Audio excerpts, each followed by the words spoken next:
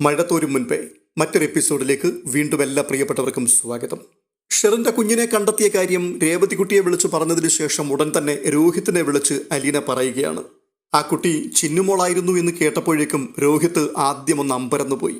അവന് അത് വിശ്വസിക്കുവാൻ കഴിയുന്നുണ്ടായിരുന്നില്ല. തുടർന്ന് രോഹിത്ത് അലീനയോട് ചോദിക്കുന്നുണ്ട്, ഈ വിവരം റാണി ആൻറ്റിയോട് പറഞ്ഞോ എന്ന്. ഇല്ല, റാണി ആൻറ്റിയോട് മാത്രം പറഞ്ഞില്ല. പറയണ്ടെന്ന് തൽക്കാലം ഞങ്ങൾ തീരുമാനിച്ചു. വിളിച്ചുകൊണ്ടുപോയി നേരെ മുൻപിൽ നിർത്തിയിട്ട് കാണിച്ചു കൊടുക്കുക. റാണി ആൻറ്റിയുടെ സ്വന്തം മോളെ റാണി ആൻറ്റി തന്നെ തിരിച്ചറിയട്ടെ. അത് ഒരു ഷോക്ക് ട്രീറ്റ്മെൻറ്റ് കൂടിയായിരിക്കും എന്നാണ് അലീന പറഞ്ഞത്. അടുത്തതായി അലീനയുടെ ഒച്ചയടച്ചിരിക്കുന്നത് കൊണ്ട് രോഹിത്ത് ചോദിക്കുകയാണ്, അലീന ചേച്ചിയുടെ ശബ്ദത്തിന് എന്താണ് പറ്റിയത്? ഇവിടെ നല്ല തണുപ്പല്ലേ മോനെ, ഹിമാലയത്തിൻ്റെ അടിവാരമാണെന്ന് വേണമെങ്കിൽ പറയാം. ഇവിടെ വന്നതേ എനിക്ക് കോൾഡ് പിടിച്ചു. നേരെ വിരട്ടുമ്പോഴേക്കും തൊണ്ടയും മൂക്കും എല്ലാം അടയ്ക്കും. ഓ അത് ശരി. അല്ല, എന്നാണ് അലീന ചേച്ചി ഇനി തിരിച്ചു വരുന്നത്? നാളെ തിരിക്കണമെന്നാണ് ആഗ്രഹം. നാളെ ഇല്ലെങ്കിൽ മറ്റന്നാൾ. എന്നെ ഇവിടുത്തെ കുറച്ച് കാഴ്ചകളൊക്കെ കാണിച്ചു തന്നിട്ട് മാത്രമേ പപ്പ തിരിച്ചു കൊണ്ടുപോകത്തുള്ളൂ. ആ അത് മതിയല്ലോ. എടാ, എൻ്റെ പ്രശ്നം എനിക്ക് ചിന്നുമോളൻ റാണി ആൻറ്റിയും ഇപ്പം തന്നെ കാണണം. ഇവിടെ വരുമ്പോൾ കാണാമല്ലോ. പിന്നെ എന്നെ കൂടെ വിളിക്കണം ചേച്ചി, ഞാനും വരാം. ആ വിളിക്കാം. എടാ, ഞാൻ മുമ്പേ വിളിച്ചപ്പോൾ നിന്റെ ഫോണ് കുറേ സമയം എൻഗേജ്ഡ് ആയിരുന്നല്ലോ. നീ ആരോടാ സംസാരിച്ചു കൊണ്ടിരുന്നത്? ഞാൻ ശരണ്യെടുത്ത് സംസാരിക്കുകയായിരുന്നു. അവൾ എപ്പോഴും അലീന ചേച്ചിയുടെ കാര്യം ചോദിക്കും. അവൾക്ക് ചേച്ചിയെ കാണാൻ ഭയങ്കര കൊതിയാണെന്ന്. അച്ചടാ കഷ്ടം. അവളിപ്പോൾ എന്ത് ചെയ്യുക? എൻട്രൻസിൻ്റെ കോച്ചിങ്ങിന് പോകുന്നുണ്ട്. ആ ഇനി വിളിക്കുമ്പോൾ അവളോട് പറഞ്ഞേക്ക് ഞാൻ ഒരു ദിവസം അങ്ങോട്ട് വരുന്നുണ്ടെന്ന്. അല്ല, ബബിത എവിടെ? അവൾ അവളുടെ റൂമിൽ കാണും. പിന്നെ ചേച്ചി, അവൾ വീണ്ടും പഴയ ആറ്റിറ്റ്യൂഡിലേക്ക് മടങ്ങിപ്പോയി കേട്ടോ. അത് ശരി, എന്തു പറ്റി? നീ അവളോട് സംസാരിക്കാറില്ലേടാ? അവൾക്ക് താല്പര്യമില്ല. വാ തുറക്കണ്ടേ? ഏത് സമയത്തും മുറിയിൽ കയറി കഥ കടച്ചിരിക്കുന്നത് കാണാം. ചിലപ്പോൾ അമ്മയോട് സംസാരിക്കുന്നത് കേൾക്കാം. അവർ തമ്മിൽ എത്ര സ്നേഹത്തിൽ തുടങ്ങിയാലും അവസാനം അടിച്ചേ പിരിയുള്ളൂ. മോനെ, അച്ഛനോട് ചോദിച്ചാൽ അവളെ കുറച്ച് ദിവസം എൻ്റെ കൂടെ വിട്ടയക്കുമോ കുളത്തുപുഴയ്ക്ക്? ആ നന്നായി. അന്ന് അമ്മ വീടെടുത്ത് തലകീഴായി മറിച്ചിടും. അച്ഛൻ വന്നോടാ? അച്ഛൻ എന്തു പറയുന്നു? അച്ഛൻ എന്തു പറയാനാ? അച്ഛൻ അച്ഛൻ്റെ ജോലി കൃത്യമായി ചെയ്തു മുമ്പോട്ട് പോകുന്നു. മക്കളുടെ ഭാവി കാര്യത്തിൽ തീരുമാനമെടുക്കുമ്പോൾ അച്ഛനതിൽ പ്രധാന പങ്ക് വഹിക്കേണ്ട ആളല്ലേ. അച്ഛൻ ബബിതയോട് പറഞ്ഞു എഞ്ചിനീയറിങ്ങിന് പോകാൻ. അവൾക്കും അതുതന്നെയായിരുന്നു താല്പര്യം. ആഹാ, പിന്നെ എന്തുകൊണ്ടാണ് അവൾ ഡിഗ്രിക്ക് ചേരാൻ പോയത്? നിങ്ങൾക്കൊക്കെ നിങ്ങളുടെ അഭിപ്രായങ്ങൾ തുറന്നു പ്രകടിപ്പിച്ചുകൂടെ? ചേച്ചി, ഈ സർക്കസ് കൂടാരത്തിലെ മൃഗങ്ങളെ കണ്ടിട്ടില്ലേ? ആനയും സിംഹവും കടുവയുമൊക്കെ. എതിർപ്പില്ലാഞ്ഞിട്ടാണോ മൃഗശിക്ഷകനെ അവയൊക്കെ പേടിക്കുന്നത്? ഒറ്റയടിക്ക് അയാളുടെ തലച്ചോറ് ചിതറിക്കാനുള്ള കരുത്തില്ലാഞ്ഞിട്ടാണോ? ചാട്ടവാറിൻ്റെ ചീറ്റൽ കേൾക്കുമ്പോൾ അവ അടങ്ങി അനുസരണത്തോടങ്ങ് നിൽക്കും. കാരണം അടിമത്തം അത് ശീലിച്ചുപോയി. അതിന് മറുവശത്ത് മറുപടി ഒന്നുമില്ല. രോഹിത്ത് അല്പസമയം കാത്തു നിന്നു. അപ്പോൾ അലീന വീണ്ടും ചോദിക്കുകയാണ്, അവൾ എന്നാ പോകുന്നത് എറണാകുളത്തിന്? അടുത്ത ആഴ്ച. ആ എടാ, ദേ പപ്പ വന്നു കേട്ടോ, ഞാൻ പിന്നെ വിളിക്കാം. ആ ശരി ചേച്ചി, ഗുഡ് നൈറ്റ്. ഓക്കേടാ, good night. Rohit call cut ചെയ്ത് കുറച്ച് കഴിഞ്ഞപ്പോൾ അച്ഛൻ്റെ കാറ് ഗേറ്റ് കടന്നു വരുന്നത് അവൻ കണ്ടു. രേവതിക്കുട്ടിക്ക് ഫോൺ ചെയ്യണമെന്ന് വിചാരിച്ച് അവൻ നമ്പർ പ്രസ് ചെയ്യുമ്പോഴേക്കും കൃഷ്ണച്ച താഴെ നിന്നും അവനെ അത്താഴം കഴിക്കുവാൻ വിളിച്ചു. അവൻ പാസേജിലേക്ക് ഇറങ്ങി.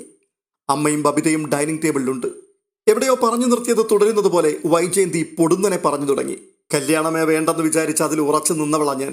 വേറെ എത്രയോ നല്ല പുരുഷന്മാരെ കിട്ടുമായിരുന്നു എനിക്ക്. അച്ഛൻ താഴെ എത്തിയതും അച്ഛൻ കേൾക്കാൻ വേണ്ടി പറയുന്നതാണെന്ന് രോഹിത്തിന് മനസ്സിലായി. വീണ്ടും അവർ ബബിതയുടെ മുഖത്ത് നോക്കി ചോദിക്കുകയാണ്, കൊല്ലപ്പള്ളി കൈതക്കൽ മാളിക വീട്ടുകാർ ആരായിരുന്നു എന്നാ നിന്റെ വിചാരം? ഞങ്ങളുടെ കോപ്രാമിലെ തേങ്ങാപ്പിണ്ണാക്കി തിന്ന് വളർന്നവനാ നിന്റെ അച്ഛൻ. കോപ്രായാട്ടുന്ന ജോലിയായിരുന്നു ബാലേട്ടൻ്റെ അച്ഛന്. ഞാൻ വേണ്ട വേണ്ടാന്ന് 100 വട്ടം പറഞ്ഞതാ. ആര് കേൾക്കാൻ? അച്ഛന് ദുർബുദ്ധി തോന്നിയ നേരത്താ സ്വന്തം മകളെ പണിക്കാരൻ്റെ മകനെ കൊണ്ട് കെട്ടിച്ചത്. അതെങ്ങനെ? ഒരാൾ എൻ്റെ ഏട്ടന്മാരുടെ കാലും പിടിച്ച് കെഞ്ചി നടക്കുകയായിരുന്നില്ലേ, വൈജയന്തിയെ ഞാൻ കല്യാണം കഴിച്ചോളാം, പൊന്നുപോലെ നോക്കിക്കോളാം, എനിക്ക് കെട്ടിച്ചു തന്നില്ലെങ്കിൽ ഞാൻ തൂങ്ങി ചത്തുകളയും എന്നെല്ലാം പറഞ്ഞ്. എന്നിട്ടാണ് ഇപ്പോഴീ ചതി. കിളന്നു പെൺകുട്ടികളെ കണ്ടപ്പോൾ അയാൾക്കിപ്പോൾ എന്നെ വേണ്ട. അച്ഛൻ കോണിപ്പടി കയറി വരുന്നത് രോഹിത്ത് കണ്ടു. അപ്പോൾ അമ്മയുടെ ഒച്ച കുറെ കൂടി ഉയർന്നു. അച്ഛനെ പ്രകോപിപ്പിക്കുവാൻ വേണ്ടി മുള്ളും മുനയും കുപ്പിച്ചില്ലും വിഷവും പുരട്ടി വാക്കുകൾ അങ്ങനെ എയ്തു വിടുകയാണ്. ബാലചന്ദ്രമേനോൻ മകന്റെ മുൻപിലെത്തി. തുടർന്ന് അവനെ അർദ്ധഗർഭമായി ഒന്ന് നോക്കി ചെറുതായി ഒന്ന് ചിരിച്ചു. എന്നിട്ട് വൈജയന്തി കൂടി കേൾക്കുവാൻ വേണ്ടി അയാൾ പറയുകയാണ്, രോഹിത്തെ, നാളെ രാവിലെ നീ മാർക്കറ്റിൽ പോയി നല്ല ഒരു കിലോ പൂവമ്പഴം വാങ്ങണം. നിന്റെ അമ്മ വായ തുറക്കുമ്പോഴൊക്കെ ഓരോന്നോരോന്ന് അങ്ങോട്ട് കുത്തി കയറ്റി കൊടുക്കണം. ആരോഗ്യത്തിന് നല്ല ഗുണം ചെയ്യും. ഇത്രയും പറഞ്ഞിട്ട് ബാലചന്ദ്രമേനോൻ രോഹിത്തിനെ കടന്ന് അയാളുടെ റൂമിലേക്ക് പോയി. തുടർന്ന് കാണുന്നത് ചിന്നുമോളെയാണ്. ചിന്നുമോൾക്ക് അല്പാൽപമായി ശ്വാസം മുട്ടുന്നുണ്ട്. 2 കരങ്ങൾ അവളെ പൊതിഞ്ഞമർത്തി പിടിച്ചിരിക്കുകയാണ്. ഇടതടവില്ലാത്ത തേങ്ങലുകളിൽ വിറച്ചുകൊണ്ടിരിക്കുന്ന ഒരു നെഞ്ചിലാണ് അവളുടെ മുഖം. ആരുടെയോ വിരലുകൾ അവളുടെ പുറത്തും ശിരസിലും അരുമയോടെ തലോടുന്നുണ്ട്. ചിന്നുമോൾ അല്പം ബലം പിടിച്ച് മുഖം തെല്ലൊന്നുയർത്തി ഷെറിനെ നോക്കി. കരയുന്ന ഒരു മുഖമാണ് അവൾ കാണുന്നത്. കുറേ നേരമായി അതങ്ങനെ തന്നെയായിരുന്നു. ചിലപ്പോൾ അവളുടെ മുഖത്തേക്കും കണ്ണുനീരിറ്റു വീണു. അപ്പോൾ ഈർഷ്യയോടെ അവളത് കൈകൊണ്ട് തുടച്ചു. ചുറ്റും നിൽക്കുന്നവരുടെ നേർക്ക് ചിന്നുമോൾ കണ്ണോടിച്ചു. രേവതി ആൻറ്റിയും ഗ്രേസമ്മ ആൻറ്റിയും മാമച്ചൻ അങ്കിളും ആഗ്നസ് സിസ്റ്ററുമുണ്ട്. കൂടാതെ അല്പം മുമ്പ് കോൺവെന്റിൽ നിന്നും ബാക്കി കന്യാസ്ത്രീകളും വന്നു ചേർന്നിരിക്കുന്നു. ചിന്നുമോൾക്ക് അവളുടെ അമ്മയെ കിട്ടി എന്ന അത്ഭുത വാർത്ത കേട്ടിട്ടാണ് അവർ വന്നിരിക്കുന്നത്. അവർക്ക് ചിന്നുമോളുടെ അമ്മയെ കാണണം. അമ്മ എന്ന പദം കേട്ടിട്ടുണ്ട് എന്നുള്ളതല്ലാതെ അതെന്താണെന്ന് ചിന്നുമോൾ അനുഭവിച്ചിട്ടില്ല. അതിൻ്റെ അർത്ഥവും അവൾക്കറിയില്ല. അപ്പോൾ മാമച്ചനങ്കിളും രേവതി ആൻറ്റിയും ആഗ്നസ് സിസ്റ്ററും അവളോട് പറഞ്ഞു കഴിഞ്ഞിരുന്നു അവൾക്ക് അമ്മയുണ്ടെന്നും അത് അവരോടൊപ്പം മുറിയിലുള്ള സ്ത്രീയാണെന്നും. ഇപ്പോൾ അവൾ അമ്മയുടെ മടിയിലാണ് ഇരിക്കുന്നതെങ്കിലും ആ മുഖം ശരിക്ക് കണ്ടിട്ടില്ല. അവൾക്കും കാണണം തൻ്റെ അമ്മയെ. ചിന്നുമോൾ വീണ്ടും വീണ്ടും ഷെറിൻ്റെ മുഖത്തേക്ക് നോക്കി. ഇങ്ങനെ ഇറുകെ കെട്ടിപ്പിടിച്ച് ശ്വാസം മുട്ടിക്കുകയും ഏങ്ങലടിച്ച് കരയുകയും കണ്ണീര് പുരണ്ട മുഖം തൻ്റെ മുഖത്തോട് ചേർത്ത് നനഞ്ഞ ഉമ്മകൾ തരികയും ചെയ്യുന്ന ആളാണോ തൻ്റെ അമ്മ? ആളുകളൊക്കെ നോക്കി നിൽക്കുന്നതിൽ അവൾക്ക് നാണക്കേടുണ്ടായിരുന്നു. ഇങ്ങനെ കെട്ടിപ്പിടിക്കാനും കരയാനും ഉമ്മ വെക്കാനും എന്തുണ്ടായി എന്ന് അവൾക്ക് മനസ്സിലായില്ല. ഷെറിൻ്റെ മടിയിൽ നിന്നും ഊർന്നിറങ്ങുവാൻ അവൾ ആഗ്രഹിച്ചു. പക്ഷേ ഷെറിൻ്റെ കരങ്ങൾക്കുള്ളിൽ നിന്നും അവൾക്ക് മോചനമുണ്ടായില്ല. രേവതിക്കുട്ടിയും മാമച്ചനും കൂടി കന്യാസ്ത്രീകളോട് ചിന്നുമോളെ തിരഞ്ഞു കണ്ടുപിടിച്ച വഴികളെപ്പറ്റി വിവരിക്കുകയായിരുന്നു. മാമച്ചനും ഗ്രേസമ്മയ്ക്കും ചിന്നുമോളെ എറണാകുളത്തേക്ക് കൊണ്ടുപോകണം. പക്ഷേ ത്യാഗഭവനിലെ കന്യാസ്ത്രീകൾ അതിന് വിസമ്മതിച്ചു. കഴിഞ്ഞ വർഷം ബ്രിജിത്താമ്മ റെക്കമെൻഡ് ചെയ്തിട്ടാണ് ഞങ്ങൾ ചിന്നുമോളെ ഇവിടെ സ്വീകരിച്ചത്. അവളെ ഇവിടെ എത്തിച്ചത് അലീനയും രേവതിക്കുട്ടിയും കൂടെ ആണെങ്കിലും രജിസ്റ്ററിൽ അലീനയുടെ പേരും ഒപ്പുമാണ് ചേർത്തിരിക്കുന്നത്. കുട്ടിയെ വിട്ടുതരണമെങ്കിൽ ചില ഫോർമാലിറ്റികളുണ്ട്. Sister superior തടസ്സങ്ങളെക്കുറിച്ച് വിവരിക്കുകയാണ്. അപ്പോൾ മാമച്ചൻ ചോദിക്കുകയാണ്, അലീന വന്നു കഴിഞ്ഞാൽ ഞങ്ങൾക്ക് കുട്ടിയെ വിട്ടുകിട്ടുമല്ലോ? ഇവിടുന്ന് കുട്ടിയെ കൈമാറണമെങ്കിൽ ഒന്നുകിൽ മറ്റേതെങ്കിലും ഓർഫനേജിലൊക്കെ ആയിരിക്കണം, അല്ലെങ്കിൽ ആരെങ്കിലും ദത്തെടുക്കണം. ആഹാ, ഞങ്ങൾ ദത്തെടുത്തുകൊള്ളാം. അപ്പോൾ സിസ്റ്റർ, ഇനി അതും പറ്റില്ല. കാരണം കുട്ടിയുടെ അമ്മ മോളെ അവകാശപ്പെട്ടു വന്നിരിക്കുന്നു. അപ്പോൾ മറ്റാർക്കും കൊടുക്കാൻ പറ്റില്ലല്ലോ. എങ്കിൽ പിന്നെ ചിന്നുമോളെ അവളുടെ അമ്മയ്ക്ക് അങ്ങ് വിട്ടുകൊടുത്തേക്കണം. അല്ല, അമ്മയാണെന്ന് പറഞ്ഞിട്ടല്ലേ ഉള്ളൂ, തെളിവൊന്നുമില്ലല്ലോ. തെളിവും രേഖകളും ഇല്ലാതെ കുട്ടിയെ വിട്ടു തന്നാൽ നാളെ ആരെങ്കിലും വന്ന് ചോദിച്ചാൽ ഞങ്ങൾ എന്ത് സമാധാനം പറയും? കൊള്ളാം, എങ്ങനെ തെളിയിക്കണമെന്നായി പറയുന്നേ? കുഞ്ഞിനെ ബലമായി പിടിച്ചു വച്ചിരിക്കുന്നു എന്ന് കാണിച്ച് ഷെറിൻ നിങ്ങൾക്കെതിരെ കോടതിയിൽ കേസ് കൊടുക്കണോ? മാമച്ചന് ദേഷ്യം പിടിച്ചു. ഒടുവിൽ ഗ്രേസമ്മ സിസ്റ്റർ സുപ്പീരിയറിനെ സമീപിച്ച് ഒരു അഭ്യർത്ഥന നടത്തി. സിസ്റ്ററെ, 4 വർഷം മുമ്പ് സ്വന്തം മോളെ നഷ്ടപ്പെട്ടൊരമ്മയാണിത്. ആ കുഞ്ഞ് ജീവിച്ചിരിപ്പുണ്ടോ ഇല്ലയോ എന്ന് പോലും അറിയാതെ മനസ്സുരുകി കഴിഞ്ഞ 2 വർഷമായി മാനസിക രോഗത്തിനുള്ള ചികിത്സയിലാണ് ഇവൾ. പതുക്കെ പതുക്കെ സാധാരണ നിലയിലേക്ക് അവൾ തിരിച്ചെത്തിക്കൊണ്ടിരിക്കുന്നതേ ഉള്ളൂ. ഓരോരോ തടസ്സങ്ങൾ പറഞ്ഞ് ഇപ്പോൾ അവളുടെ കയ്യിൽ നിന്ന് കുഞ്ഞിനെ പിടിച്ചു വാങ്ങുന്നത് അവൾക്ക് താങ്ങാൻ പറ്റിയെന്ന് വരില്ല. അതുകൊണ്ട് ഇന്നൊരു രാത്രി അവളെ സ്വന്തം കുഞ്ഞിൻ്റെ കൂടെ തങ്ങാൻ അനുവദിക്കണം. സിസ്റ്റർ സുപ്പീരിയർ അല്പസമയം ആലോചിച്ചു. എന്നിട്ട് പറയുകയാണ്, ഞാനൊരു കാര്യം ചെയ്യാം. ഇന്നൊരു രാത്രി കുട്ടിയെ വിട്ടുതരാം. പക്ഷേ നിങ്ങൾ ഇവിടം വിട്ടു പോകാൻ പാടില്ല. നാളെ കുട്ടിയെ ഇവിടെ തിരികെ എത്തിക്കുകയും വേണം. അത്രയും കേട്ടപ്പോഴേക്കും ഗ്രേസമ്മ അമ്പരപ്പോടുകൂടി ചോദിക്കുകയാണ്, അയ്യോ, അതെങ്ങനെ സാധിക്കും? അല്ല, നിങ്ങൾക്ക് ഇന്ന് രാത്രി ഇവിടെ എവിടെയെങ്കിലും ഒരു ഹോട്ടലിൽ മുറിയെടുത്ത് താമസിച്ചുകൂടെ? അതാകുമ്പോൾ ഞങ്ങൾക്കും ഒരു ധൈര്യമായി. ഗ്രേസമ്മ ഇക്കാര്യം മാമച്ചനും രേവതിക്കുട്ടിയുമായി കൂടി ആലോചിച്ചു.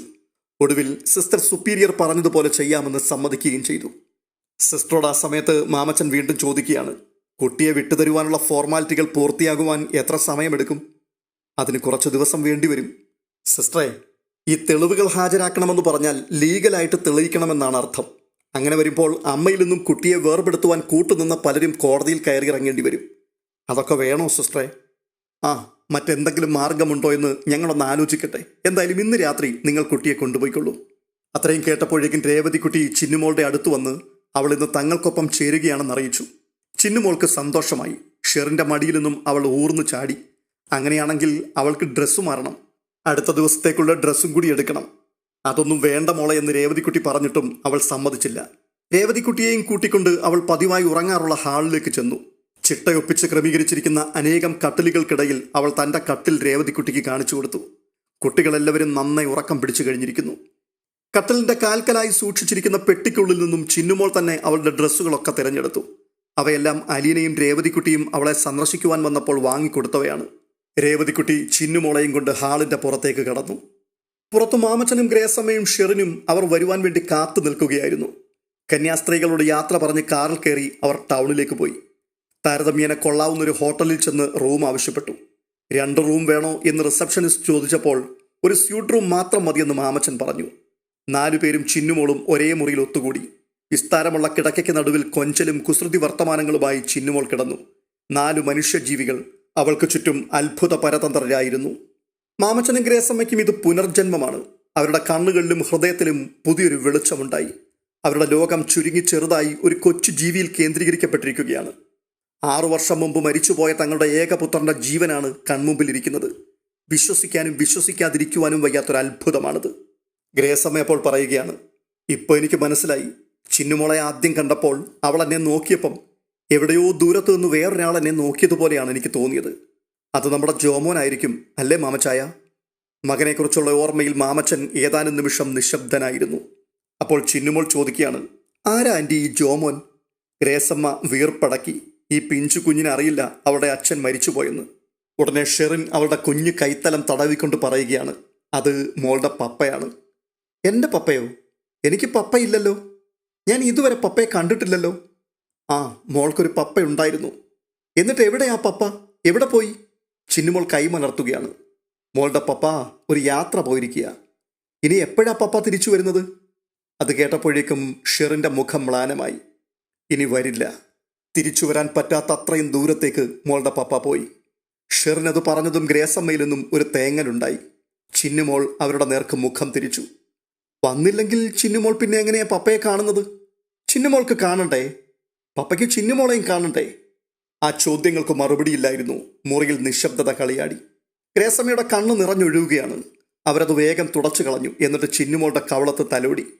എൻ്റെ മോളുടെ പപ്പ അങ്ങ് ദൂരെ എവിടെയോ ഇരുന്ന് ഇതെല്ലാം കാണുന്നുണ്ട്. എൻ്റെ മോളെയും കാണുന്നുണ്ട്. ഗ്രേസമ്മയുടെ കണ്ഠമിടറി. ഗ്രേസമ്മയുടെ മുഖത്തെ സങ്കടം കണ്ടിട്ട് പിന്നീടുള്ള ചോദ്യങ്ങളെല്ലാം വേണ്ടെന്ന് ചിന്നുമോൾ തീരുമാനിച്ചു. പതിയെ പതിയെ അവൾ ഉറക്കത്തിലേക്ക് വഴുതി വീണു. മാമച്ചനും ഗ്രേസമ്മയും രേവതിക്കുട്ടിയും കിടക്കയിൽ അവൾക്ക് ചുറ്റുമായിരുന്നു. ഷെറിൻ ചിന്നുമോളെ കെട്ടിപ്പിടിച്ച് അവളുടെ ശിരസ്സെടുത്ത് കൈമടക്കിൽ വെച്ച് ആ മുഖത്തേക്ക് തന്നെ ഉറ്റുനോക്കിക്കൊണ്ട് കിടന്നു. അത്ഭുതവും അമ്പരപ്പും അവിശ്വസനീയതയും കൊണ്ട് അവളുടെ മനസ്സ് ക്ഷുഭിത സമുദ്രം പോലെ ഇളകി മറിയുന്നുണ്ടായിരുന്നു. അവളുടെ മനസ്സിൽ കൂടി ചിന്തകൾ കയറിയിറങ്ങുകയാണ്. ഇങ്ങനെയൊക്കെയുള്ള അത്ഭുതങ്ങൾ സംഭവിക്കുമോ? സങ്കല്പിക്കുവാൻ കൂടി കഴിയുന്നില്ല. 2 വയസ്സിൽ കൈവിട്ടുപോയ തൻ്റെ പ്രാണന്റെ പാതി, അതിനു മുൻപുള്ള അവളുടെ വിവിധ രൂപങ്ങൾ ഷെറിൻ്റെ മനസ്സിലുണ്ട്. എന്നാൽ ഇത്ര അടുത്ത് അവൾക്ക് തൻ്റെ കുഞ്ഞിനെ കെട്ടിയിട്ടില്ല. തൊടാൻ പോലും അനുവാദമുണ്ടായിരുന്നില്ല. അവളൊന്ന് കെട്ടിപ്പിടിക്കുകയോ ഉമ്മ കൊടുക്കുകയോ മടിയിൽ വെച്ചൊരു താരാട്ടുമൂളുകയോ ചെയ്തിട്ടില്ല. ഇപ്പോൾ അവൾക്ക് അതെല്ലാം കൊടുക്കണം. 6 വർഷത്തോളമായി തൻ്റെ കുഞ്ഞിന് എന്തെല്ലാമാണോ താൻ നൽകാനിരുന്നത് അതെല്ലാം അവൾക്ക് നൽകണം. തൻ്റെ കുഞ്ഞതെല്ലാം സന്തോഷത്തോടെ സ്വീകരിച്ച് താൻ ആരാണെന്ന് തിരിച്ചറിഞ്ഞ് ആത്മഹർഷം കൊണ്ട് തൻ്റെ മുഖത്തേക്ക് തന്നെ കണ്ണുമയ്ക്കാതെ നോക്കിക്കൊണ്ട് കിടക്കണം. ഇടയ്ക്ക് അവൾ അമ്മയെന്ന് വിളിച്ച് തന്നെ കോരിത്തരിപ്പിക്കണം. പക്ഷെ ഒന്നും സംഭവിക്കുന്നില്ല. അമ്മയെന്നാൽ ആരാണെന്നോ ആ പദത്തിൻ്റെ അർത്ഥമെന്നാണെന്നോ തൻ്റെ മകൾ അറിയുന്നില്ല. ഒരു സമാഗമത്തിൻ്റെ ഉൾപ്പുളകങ്ങൾ ഏറ്റുവാങ്ങുവാൻ മാത്രം അവളുടെ മനസ്സും ചിന്തയും വളർന്നിട്ടില്ല. അവൾ ഉറങ്ങിക്കഴിഞ്ഞിരിക്കുന്നു. പെയ്തുപോയ 6 വർഷത്തിൻ്റെ നഷ്ടം അതൊരിക്കലും നികത്താനാവാത്തതാണെന്ന് ഷെറിൻ തിരിച്ചറിയുകയാണ്. മാതൃവാത്സല്യത്തിൻ്റെ 6 വർഷത്തെ കടങ്ങൾ ഓരോ പൊന്നുമ്മകളായി തൻ്റെ കുഞ്ഞിൻ്റെ ഓരോ മുടിച്ചുരുളുകളിലും അവൾ നൽകിക്കൊണ്ടേയിരുന്നു. അപ്പോഴെല്ലാം ഓരോ തുള്ളി കണ്ണുനീരുകൂടി ആ മുടിച്ചുരുളുകളെ ഏറ്റുവാങ്ങി. തുടർന്ന് കാണുന്നത് അലീനയും സ്റ്റാൻലിയുമാണ്. സ്റ്റാൻലി രാവിലെ കണ്ണും തിരുമ്മി എഴുന്നേറ്റ് നോക്കുമ്പോൾ അലീന പായ്ക്ക് ചെയ്യുകയാണ് അവളുടെ ഡ്രസ്സുകളെല്ലാം. എല്ലാം ബാഗിനുള്ളിൽ അടുക്കി കഴിഞ്ഞിട്ടുണ്ട്. സ്റ്റാൻലി ഉണർന്നെഴുന്നേറ്റത് കണ്ടിട്ട് പെട്ടെന്ന് അവൾ പറയുകയാണ്, പപ്പ വേഗം റെഡിയാകും, പോകണ്ടേ? പോകാനോ? എങ്ങോട്ട്? ഇത് നല്ല കഥ. ഇവിടെ തന്നെ സ്ഥിരതാമസമാക്കാനാണോ plan? Marykutty aunty get out അടിക്കുന്നതിന് മുമ്പ് ഇവിടുന്ന് ഇറങ്ങണ്ടേ? ഇന്ന് എങ്ങോട്ടാണ് പോകുന്നതെന്നാണ് ഞാൻ ചോദിച്ചത്. ഗാങ്ടോക്ക്, കാലിംപോങ്. പപ്പ നമുക്ക് നേരെ നാട്ടിലേക്കങ്ങ് പോയാൽ മതി. നിനക്ക് ഈ സ്ഥലങ്ങളൊന്നും കാണണ്ടേ അലീന? അതിനി നമുക്ക് വേറൊരിക്കൽ വരാം പപ്പ. ഒരു ദിവസം ആൻറ്റി നാട്ടിൽ വരുമ്പോൾ തിരിച്ചു കൊണ്ടുവിടുവാൻ നമുക്കും കൂടെ പോരാം. അലീന, ഇപ്പോഴാണെങ്കിൽ നിന്നെ ഞാൻ എവിടെ വേണമെങ്കിലും കൊണ്ടുപോകാം. നേപ്പാളിലോ ഭൂട്ടാനിലോ അസമിലോ എവറസ്റ്റിലോ എവിടെയും. പപ്പ ഇത് ഭയങ്കര സങ്കടമാ കേട്ടോ. പപ്പ എന്നെ ഒരിടത്തും കൊണ്ടുപോകത്തില്ലെന്ന് പറ. ഇപ്പോൾ അതാണ് എനിക്ക് സന്തോഷം. ഇപ്പോഴാണെങ്കിൽ ഞാൻ നിന്നെ ചൈനയിലും റഷ്യയിലും അമേരിക്കയിലും സ്വിറ്റ്സർലൻഡിലും കൊണ്ടുപോകാം. നീ റെഡിയാണോ? നമ്മൾ ലോകം മുഴുവൻ ചുറ്റിക്കറങ്ങാൻ പോവാ. ചൈനയിലെ വൻമതിൽ, പാരീസിലെ ഈഫൽ ടവർ, ലണ്ടനിലെ ബക്കിംഗ്ഹാം കൊട്ടാരം, നയാഗ്ര വെള്ളച്ചാട്ടം, ആമസോൺ നദി, ഈജിപ്തിലെ പിരമിഡുകൾ, വിക്ടോറിയ വാട്ടർഫോൾസ്, അന്റാർട്ടിക്ക. നിനക്ക് എന്തൊക്കെയാ കാണേണ്ടത് അലീന? പിന്നീട് ഒരിക്കലും ഇങ്ങനൊരു യാത്രയുണ്ടാവില്ല. അലീന 4-5 നിമിഷം അന്തം വിട്ട കണക്കെ നിന്നു. എന്നിട്ട് ബോധോദയമുണ്ടായതുപോലെ പറയുകയാണ്, ഹയ്യടാ ചുമ്മാ പറയുക. ഒരു പാസ്പോർട്ട് പോലും ഇല്ലാത്ത എന്നെ എങ്ങോട്ട് കൊണ്ടുപോകാനാ? കള്ളന്റെ രാജാവ്. അവളുടെ ആ സംസാരം കേട്ടുകൊണ്ട് സ്റ്റാൻലി ബെഡിലിരുന്നു കൊണ്ട് പൊട്ടിച്ചിരിച്ചു. അല്പനിമിഷങ്ങൾക്കുള്ളിൽ വാതിൽക്കൽ ഏതാനും മംഗോളിയ മുഖങ്ങൾ പ്രത്യക്ഷപ്പെട്ടു. ഡോർമെട്രിയിലെ വിദ്യാർത്ഥിനികൾ. പപ്പയുടെ ചിരി അവരെ ഞെട്ടിച്ചിരിക്കുമെന്ന് അലീന ഊഹിച്ചു. സ്റ്റാൻലി അപ്പോൾ അലീനയോട് ചോദിക്കുകയാണ്, നിന്റെ ജോലിയെല്ലാം കഴിഞ്ഞോ? അപ്പോൾ അലീന, മണി എത്രയെന്നാ പപ്പയുടെ വിചാരം? ഇപ്പൊ വിളിക്കും ബ്രേക്ക്ഫാസ്റ്റിന്. നേരം വെളുത്തിട്ട് 1 മണിക്കൂർ കഴിഞ്ഞു. സ്റ്റാൻലി ഉടനെ തന്നെ ബ്രഷിൽ പേസ്റ്റ് പുരട്ടിക്കൊണ്ട് ബാത്റൂമിലേക്ക് പോയി.